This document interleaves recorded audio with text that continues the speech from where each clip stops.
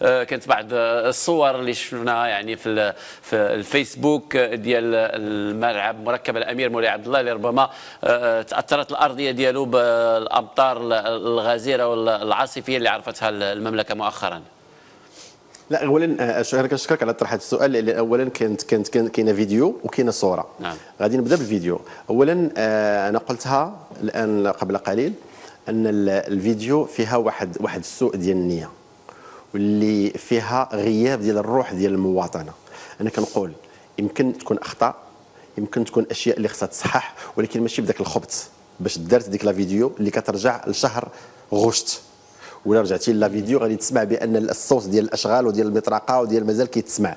وخداو صوره ديال الجو متقلب وقالوا شتا الامطار الاخيره، شوف الحاله ديال الملعب كي ولات. رغم الملعب باقي ما كملش، ورجعتوا الصوره غادي يبان لكم لي لونج ما كاينينش، غادي يبان لك البلوز باقا ما تحطاتش الى اخره. على كل، مع كامل الاسف عندنا هذه الطوابير الخامسه اللي ما بغاتش تفهم بان فاش كتخرج هذه الخرجات هذه راه كتمس بالصوره ديال البلاد، والاجندات والاطراف اللي كنهضروا عليهم راه كيستغلوا هذا الشيء فعلا باش يزيدوا يثبتوا الكلام اللي كيبغيو يوصلوا للعالم.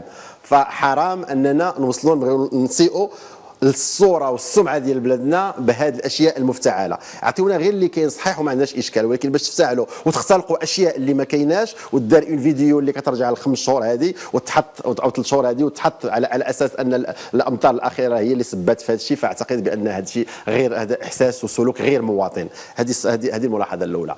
الملاحظه الثانيه غير باش نتحدثوا على الصوره اللي خرجت بينات بان الغازون تهز من واحد القنت. هذيك الصوره صحيحه ما عطوش وقت كثير لان ما بقاش معنا الوقت. بغينا نتكلموا كذلك على استعدادات المغرب. تفضل.